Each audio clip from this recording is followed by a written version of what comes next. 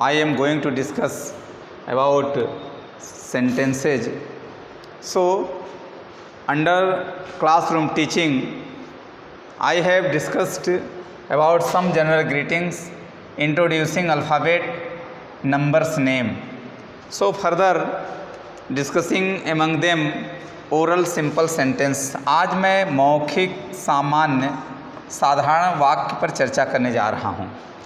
मतलब कि जैसा कि बताया जाता है कि शब्दों के सार्थक समूह से अब धीरे धीरे वाक्यों का निर्माण हो रहा है और क्लासरूम टीचिंग के अंतर्गत some general greetings, introducing alphabet, numbers, name और ओरल सिंपल सेंटेंस, जैसा कि मैं कल थोड़ा सा डिस्कस किया था।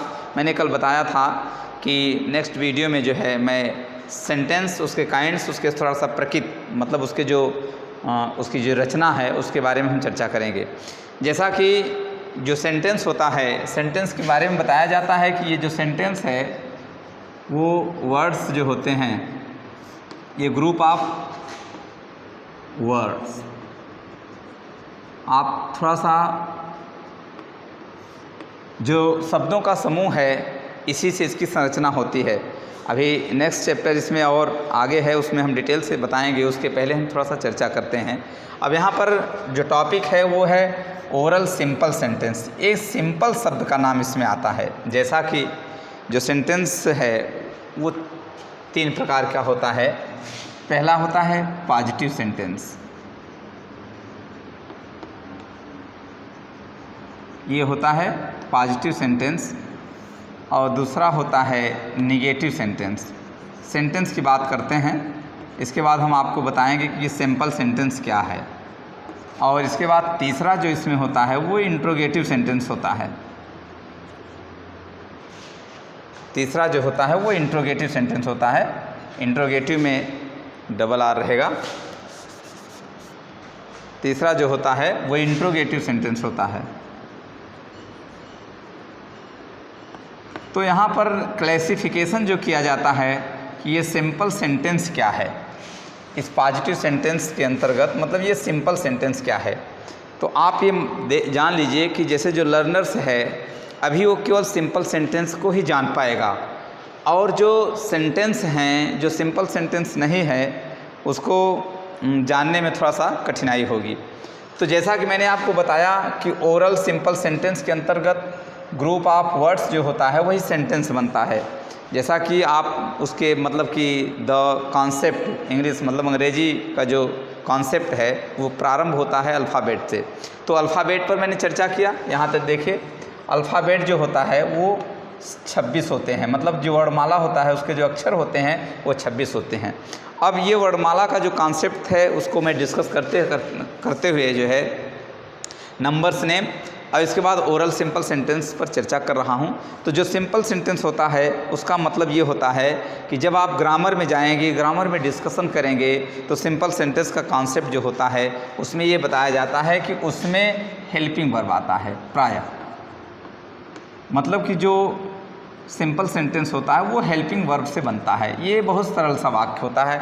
लर्नर्स इसको जो है, स्टूडेंट्स, पीपल्स जो है इसको बनाने में बहुत क्या कहते हैं इंटरेस्ट उसको होगा और इसको बनाने में बहुत उसको आसानी होगी, इसलिए यहाँ पर सिंपल सेंटेंस की बात की जाती है।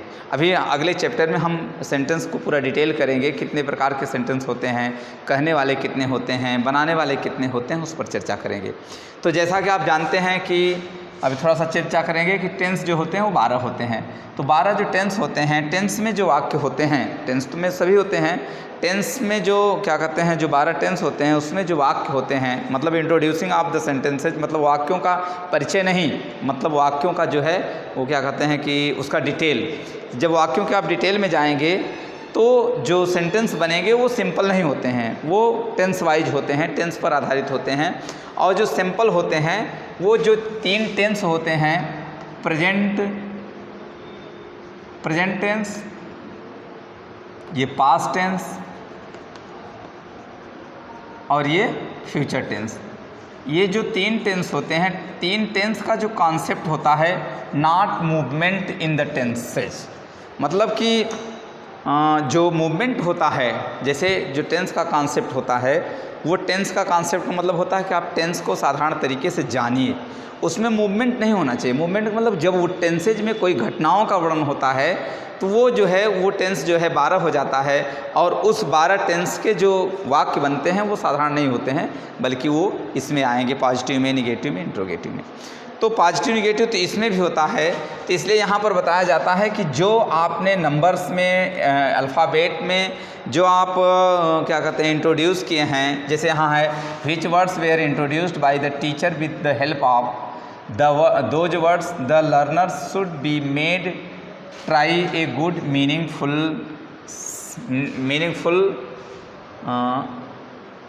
the words meaningful sentences, the words should be related the name of animals, birds, fruits and festivals। अब आप यहाँ पर जैसे एनिमल्स का नाम है और बर्ड्स का नाम है, फ्रूट्स का नाम है, जैसा कि मैंने इस पर कल चर्चा किया था, तो जिसमें मतलब कि इन शब्दों का प्रयोग एक सेंटेंस के रूप में साधारण तरीके से किया जाए, उसको साधारण वाक्य कहा जाता है, उसको ओरल सिंपल सेंटेंस कहा जाता है। ये सेंटेंस जो है स्टूडेंट के सामने एक्सप्रेस करके उसको जो है उसका बोध कराना चाहिए, मतलब उसमें केवल उसको बोध कराया जाता है। जैसे यहाँ देखिए, अब यहाँ पर आया है चिड़िया चहचहाती है, तो यहाँ हो जाएगा बर्ड्स कर्व। अब देखिए ये वाक्य तो साधारण बताया गया है, लेकिन ये टेंस में है। ये जो वाक्य है चिड़िया चहचहाती है, बर्ड्स कर्प, मतलब कि जो चिड़िया है चहचहाती, ये टेंस में प्रयोग किया गया है, लेकिन एक साधारण टेंस के रूप में, साधारण वाक्य के रूप में इसलिए प्रयोग किया गया है क्योंकि यहाँ बताया गया कि जिनका प्रयोग आपने इसके पिछले चैप्टर में, जिसका प्रयोग आपने इसके पिछले चैप्टर में इंट्रोडक्शन के रूप में किया है, जैसे इसमें एनिमल्स जानवरों का जो नाम आया था, चिड़ियों का जो नाम आया था, फ्रूट्स का, फल का नाम आया था, फेस्टिवल का, तो उन्हीं का प्रयोग साधारण तरीके से स्टूडेंट के सामने, लर्नर्स के सामने आपको करना चाहिए। तो इस प्रकार से चिड़िया चहचहाती है तो बर्ड्स कर्प हो गया, मतलब कि चिड़िया चहचहाती है, बर्ड्स मतलब कि ये जो है चिड़िया जात के लिए, इसलिए बर्ड्स कर्प हो गया। अब यहाँ है बुलबुल गा रही है, अब यहाँ हो जाएगा the nightingale, NIGHTINGAL, nightingale is singing. अब देखिए, अब इन साधारण सिंपल साधारण वाक्य, मतलब आप अब स्टूडेंट को आपने एक चिड़िया का नाम बताया, चिड़िया का नाम बताने के बाद उसका आपने प्रयोग किया, सिंपल सेंटेंस में उसका जब प्रयोग किया तो उसको जो है इस बात का बोध हुआ कि चिड़िया के अंदर एक गुण होता है, मतलब चिड़िया जो बुलबुल होती है वो एक चिड़िया है और वो गा रही है, गाने वाले मोशन से उसको आपने अवगत कराया। तो इस प्रकार से इससे रिलेटेड जितने भी सेंटेंस हैं उसको सिंपल सेंटेंस, मतलब कि मौखिक रूप से उसको आप टीचर जो है उसको बताता है, स्टूडेंट को बताता है, मौखिक प्रैक्टिस करवाता है। मौखिक साधारण वाक्य इसी को कहते हैं। मतलब ये चोर पर कुत्ता भौंका, द डॉग, यहाँ पर देखिए the dog barked on the thief, चोर पर कुत्ता भौंका। शेर जंगल का राजा है, अब यहाँ हो जाएगा the lion is the king of forest, शेर जंगल का राजा है। तो अब देखिए यहाँ पर एनिमल्स का नाम जो था वो क्या है, शेर आया है। अब शेर का प्रयोग करके साधारण वाक्य बना करके लर्नर्स को जो है मौखिक रूप से प्रैक्टिस कराया जाता है। तो इस प्रकार से जो सेंटेंस है, मैंने अभी चर्चा किया कि जो सेंटेंस है, सिंपल सेंटेंस है, उसमें बहुत प्रकार की, मतलब कि बहुत सी क्या कहते हैं, जैसे मेन वर्ब्स ज़्यादा नहीं आते हैं, मेन वर्ब्स के साथ उनका प्रयोग कम किया जाता है। तो इस प्रकार से छोटे छोटे सेंटेंस को इंट्रोड्यूस करके with the name of those animals, those birds, those fruits, festivals, relatives, कीन रिलेटिव्स एंड देयर मोशंस मतलब उनकी गति, रिश्तेदार, नातेदार, उनका नाम, मनुष्यों का नाम, जानवरों का नाम, चिड़िया का नाम, फलों का नाम, फूलों का नाम, इन सब के सब जैसे इनका विस्तृत बहुत प्रयोग है, बुक्स में जो है टेक्स्ट बुक में बहुत दिया है, उसको आप लोग जो है देख सकते हो। और उनके जो नाम हैं उनके एक एक नाम को चुन करके उससे जो है साधारण वाक्यों का निर्माण करिए, ताकि स्टूडेंट जो है उन्हीं शब्दों की सहायता से जो है छोटे छोटे मौखिक साधारण वाक्यों को जनरेट करना, वाक्यों को इंट्रोड्यूस करना, वाक्यों के फार्म करना, मतलब उसको स्वरूप देना उसको आ जाए। अब देखिए यहाँ जैसे खरगोश एक सुंदर जानवर है, अब यहाँ पर ये जानवर का नाम है, मतलब ये एनिमल्स के अंतर्गत आता है। तो अब आप यहाँ कर सकते हैं द हेयर इज ए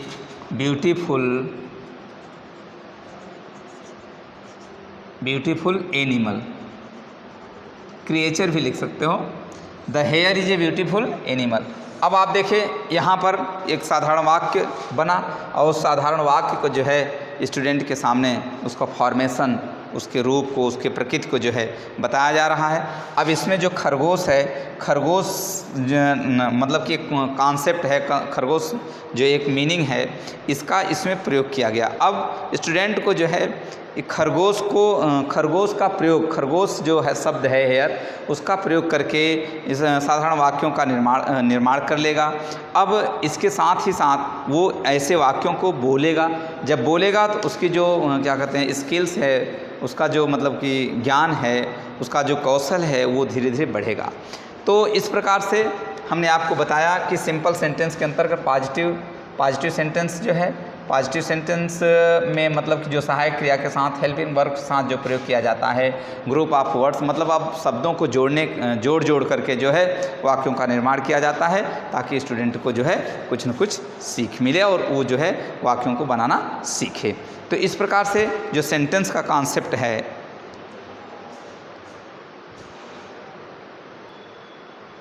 देखिए अब यहाँ पर जैसे मैंने एक वाक्य लिखा है, the lion is the king of jungle, मतलब जो शेर है वो जंगल का राजा है, जैसे कि इस वाक्य को मैंने लिखा। अब देखिए इसका जो कॉन्सेप्ट है, अब यहाँ पर जो है वो एक सेंटेंस बन रहा है, एक क्या बना सेंटेंस, वो भी सिंपल सेंटेंस। जैसा कि मैंने आपको बताया ये सिंपल सेंटेंस बना, और अब इसके बाद उसको जो है जो रूल्स ऑफ ग्रामर है उसका भी कॉन्सेप्ट उसके दिमाग में आ रहा है। रूल्स ऑफ ग्रामर का जो कॉन्सेप्ट है, मतलब कि व्याकरण के जो नियम हैं उसका कॉन्सेप्ट भी उसके दिमाग में आ रहा है। जैसे यहाँ पर शेर जंगल का राजा है, अब देखिए यहाँ पर पहले शेर लिखा है, फिर जंगल लिखा है, फिर का लिखा है, फिर राजा, फिर होता है, ठीक। तो अब रूल्स ऑफ ग्रामर का कॉन्सेप्ट उसके मन में कैसे आ रहा है, अब देखिए जैसे यहाँ पर द लायन लिखा है, द लायन जो है वो सब्जेक्ट है, द लायन क्या है, सब्जेक्ट है। अब इसके बाद एक वो इज लिखा है, वो वर्ब है। अब the king of the jungle या the king of the forest ये ऑब्जेक्ट है। तो यहाँ इसका जो कॉन्सेप्ट है व्याकरण का, सब्जेक्ट, ऑब्जेक्ट, सब्जेक्ट, वर्ब और ऑब्जेक्ट, 3 प्रकार के कॉन्सेप्ट हैं इसमें। तो अब यहाँ पर जो रूल्स ऑफ ग्रामर है उसका जो कॉन्सेप्ट है वो भी लर्नर्स जो है, जो स्टूडेंट है उसको सीखा, और यहाँ पर वो ये जान गया कि जब अंग्रेजी का हम अनुवाद करेंगे तो उसको जो टीचर है उसको ये बताना चाहिए, मतलब कि टीचर बताता है कि उसमें सर्वप्रथम कर्ता आता है, इसके बाद क्रिया आती है, इसके बाद कर्म आता है। तो अब देखिए साधारण से वाक्य को बनाने में, साधारण से वाक्य का निर्माण करने में उसको जो है रूल्स ऑफ ग्रामर का भी कॉन्सेप्ट की जानकारी धीरे धीरे हो जाती है। और इसके बाद जो वाक्य की प्रकृति है, मतलब वाक्य का जो स्वरूप है, उसमें भी वो पहचानने लगता है कि ये कर्ता क्या है और ये इज क्या है, द किंग क्या है, जंगल क्या है, मतलब कि the words which have been given total in the sentence, so it has been it is identified by the learners and it is introduced, it is put where there the requirement of the rules of the grammar, मतलब ये उन शब्दों को वहाँ पर रखा जाता है जहाँ पर ग्रामर का नियम होता है। तो इस प्रकार से मतलब उसको जो है दो कॉन्सेप्ट उसके दिमाग में, मतलब साधारण वाक्यों का प्रयोग हुआ। जैसे यहाँ पर जो इज आया है वो साधारण वाक्य का प्रतीक है, मतलब इसमें सहायक क्रिया से वाक्य बन रहा है, मुख्य क्रिया से वाक्य नहीं बन रहा है। और दूसरा जो कॉन्सेप्ट है रूल्स ऑफ ग्रामर का कॉन्सेप्ट, इस प्रकार से वह व्याकरण मतलब कि वाक्यों का निर्माण करते समय, वाक्यों को बनाते समय ये दो चीज़ों का कॉन्सेप्ट उसके दिमाग में और आ जाता है। मतलब उसके जो स्किल्स है, उसका जो कौशल है वो धीरे धीरे बढ़ता है। जैसा कि इसमें आप देख ही रहे हैं कि ओरल प्रैक्टिस का जो कॉन्सेप्ट है, which words were introduced by the teacher, मतलब कि अब देखिए ये जो लायन शब्द है ये एनिमल के अंतर्गत आता है। ये जो लायन है ये एनिमल के अंतर्गत आता है। तो एनिमल मतलब द टीचर्स, मतलब उन शब्दों का प्रयोग जिसको इंट्रोड्यूस कर चुका है teacher. With the help of the words the learner should be made try, मतलब उन शब्दों का प्रयोग जो बताया जा चुका है एक शिक्षक द्वारा, उसकी मदद से जो है एक अच्छे मतलब अर्थमान सेंटेंस का निर्माण स्टूडेंट जो है सेंटेंस का निर्माण करना स्टूडेंट सीखता है। The words should be related the names of, मतलब इनके नाम से संबंधित होते हैं।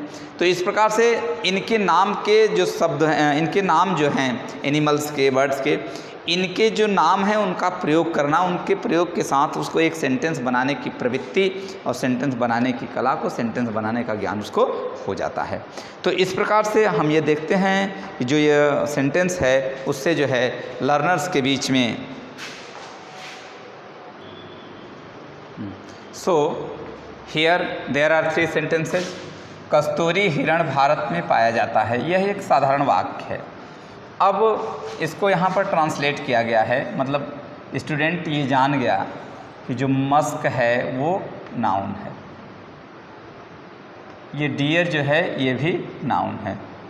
अर्थात अब ये जो दोनों मस्क डियर है एडजेक्टिव के साथ जो नाउन आया है, यह इस वाक्य में अब उसने ये भी जाना कि ये क्या है, ये दोनों वाक्य जो है मिलकर के क्या बने हैं यहाँ पर सब्जेक्ट के बाद अब उसको इस कॉन्सेप्ट को भी जानना है कि ये इस साधारण वाक्य में क्रिया कहाँ है। तो आपने ये देखा कि जो इज है ये वर्ब हो गया। अब फाउंड इन इंडिया, इतने दोनों मतलब कि ऑब्जेक्ट जो है, ये जो कर्म है ये तीन जो है शब्दों को मिल करके ये ऑब्जेक्ट बनते हैं। वैसे ये तो जो क्या कहते हैं musk deer is found in India, ये इतने जो शब्द हैं ये यहाँ पर कर्म का काम करते हैं। इस प्रकार से एक एक वाक्यों का निर्माण करते समय, एक एक वाक्यों का ट्रांसलेशन करते समय स्टूडेंट को उसमें आए हुए कर्ता क्रिया कर्म अन्य कर्म को भी आइडेंटिफाई करने के सरल तरीके मालूम हो जाते हैं। जैसे दूसरा वाक्य है mule is a strong animal. अब यहाँ पर हम लिखते हैं कि mule is a strong animal. जो खच्चर है वो एक मजबूत जानवर है।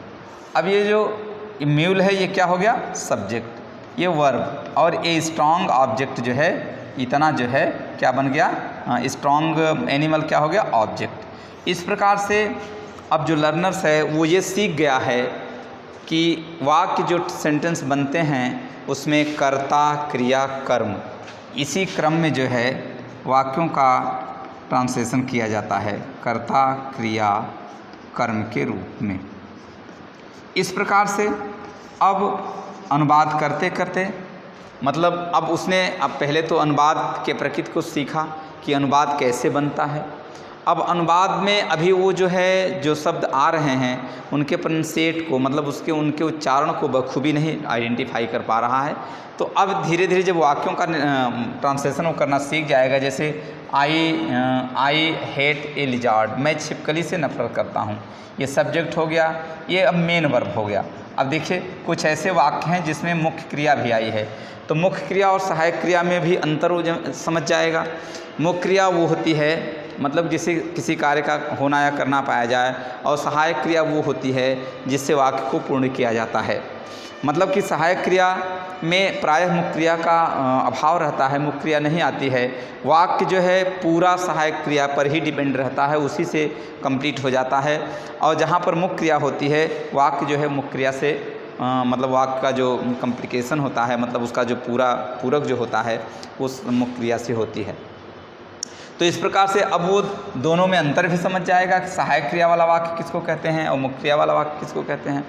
अब इतने बाद छोटे छोटे वाक्यों का मतलब सिंपल वाक्यों को बनाते बनाते, जैसे यहाँ पर अगर कहा जाए कि Akbar was a king, Akbar was a king. अब ये जो है अकबर वाज ए किंग में ये किंग मीन्स हो गया राजा, और वाज मीन्स था, थे, थी, सिंपल सेंटेंस। अकबर मीन्स राजा, राजा हो गया सब्जेक्ट, वर्ब और ऑब्जेक्ट। ये तीन चीज़ें मुख्य रूप से वो सीख जाता है कि वाक्य में, एक साधारण वाक्य में कर्ता क्रिया कर्म या कभी कभी अन्य कर्म की माने अन्य कर्म का होना जो है स्वाभाविक होता है। इस प्रकार से वाक्यों के निर्माण से, वाक्यों को बनाते बनाते जो है उसके अंदर रूल्स ऑफ ग्रामर्स, मतलब ग्रामर का क्या नियम है। जैसे यहाँ पर हेट लिखा है, हाँ, अब यहाँ पर हेट लिखा है, इसकी मीनिंग हेट्स भी होती है, आप जानते हैं। अब हेट्स कब कहाँ लिखा जाएगा, इस ग्रामर के भेद को भी वो धीरे धीरे जान जाएगा जब वाक्यों को बनाने लगेगा। और वाक्यों में जैसे इज की जगह आर आया है, आर की जगह एम आया है, तो आर कहाँ पर प्रयोग होगा, एम कहाँ पर प्रयोग होगा, इसके भेद को भी वो ग्रामर के नियमों के साथ, ग्रामर के नियमों को पढ़ते पढ़ते वो भेद कर लेगा और उसको जो है बखूबी उसकी जानकारी उसके अंदर हो जाएगी। तो इस प्रकार से हम जो है क्या कहते हैं, ओरल सिंपल सेंटेंस के अंतर्गत वाक्यों को बनाना, उसमें क्रियाओं, सहायक क्रियाओं, जो करता है सहायक क्रिया है उसका प्रयोग, उसके अंतर, ऑब्जेक्ट का अंतर, ऑब्जेक्ट में डायरेक्ट इनडायरेक्ट ऑब्जेक्ट है उन दोनों का अंतर, इन सब चीज़ों को धीरे धीरे हम सीख जाते हैं। So the rules of the grammar, the concept of grammar has been finished and the learners should try to make a meaningful sentence with the help of those words which words have been used in numbers, introducing numbers and some general greetings, or under numbers name, or introducing alphabet, the name of animals, birds, fruits and festivals etc. तो इस प्रकार से हम अंग्रेजी मतलब कि वाक्यों का जो सेंटेंस है उसको इसके अंतर्गत बनाते हैं, और बनाते बनाते जो है स्टूडेंट उसको जो है उसके रूल्स को और उसके जो है स्थान को और उसमें कौन कौन सी चीज़ें आती हैं, कभी कभी जो है कर्म नहीं रहता है फिर भी वाक्य रहता है, इन सब चीज़ों को वो सीखता है।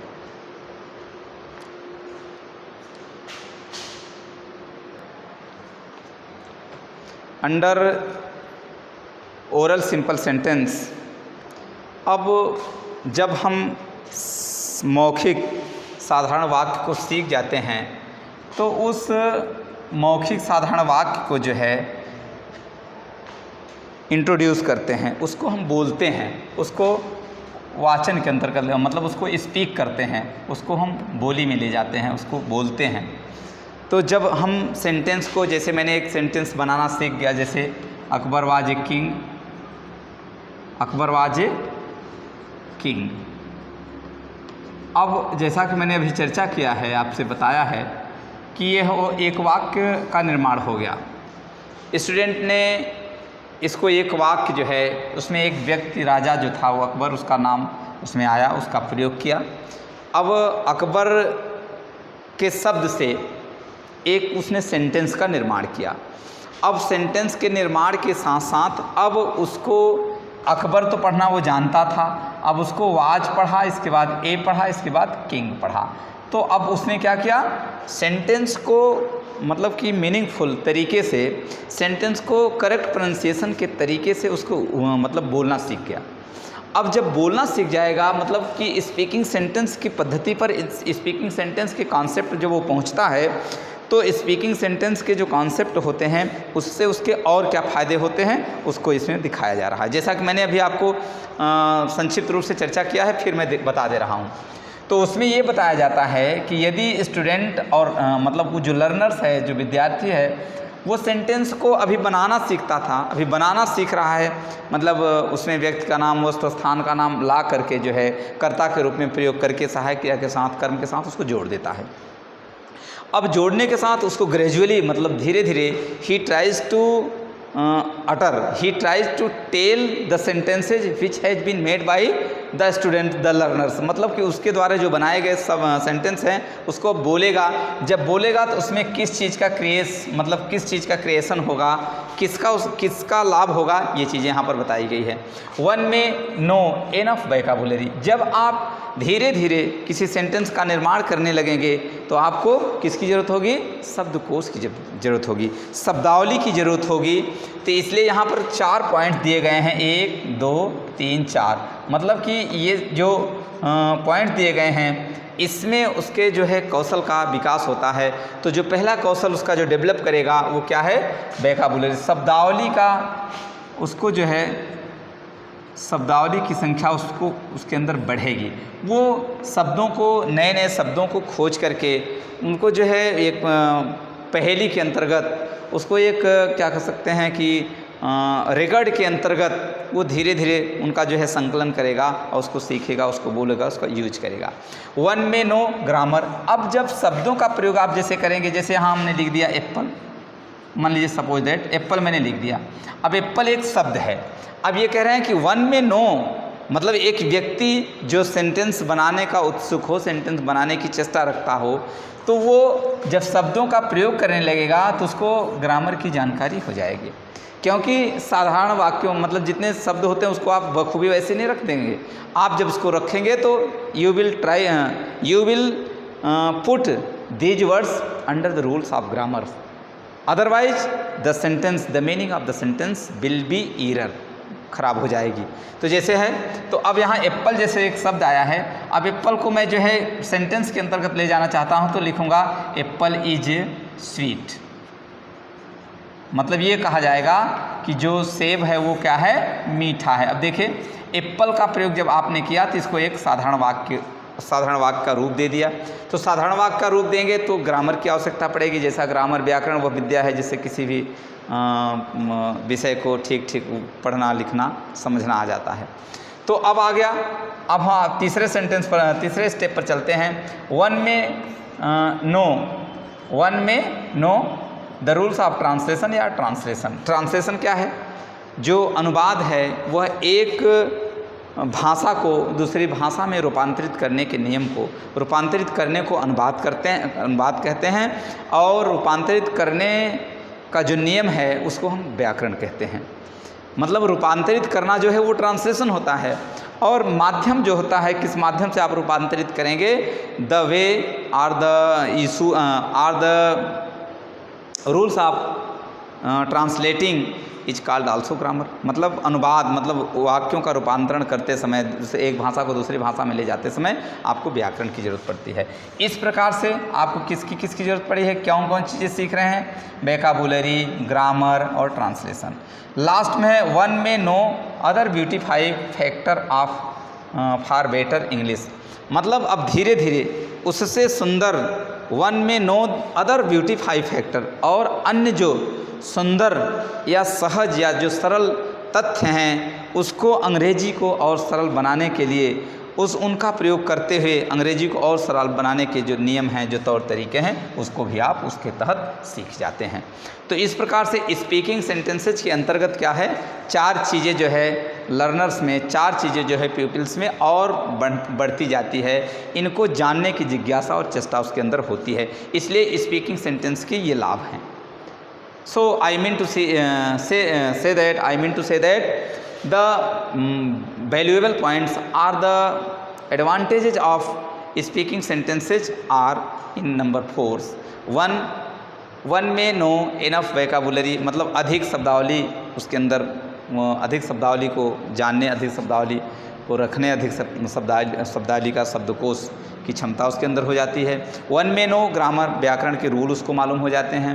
1 में नो ट्रांसलेशन, अनुवाद की प्रक्रिया उसको मालूम हो जाती है, और किसी भी भाषा को, मतलब अंग्रेजी भाषा को अच्छे ढंग से, सुंदर ढंग से, ठीक ढंग से जानने के तथ्य भी उसके अंदर आ जाते हैं। इस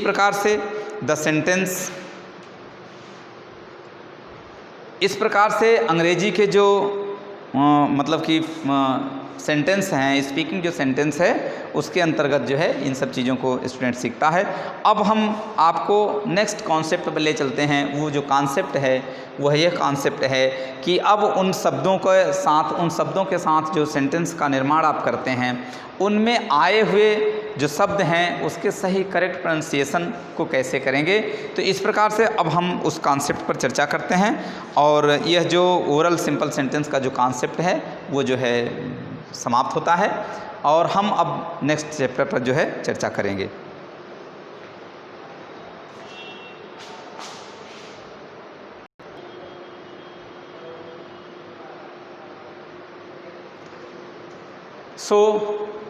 अतः the concept of some sentence with correct pronunciation I want to discuss in the next video. In the next video I want to discuss about the correct pronunciation of the sentences. So thank you very much.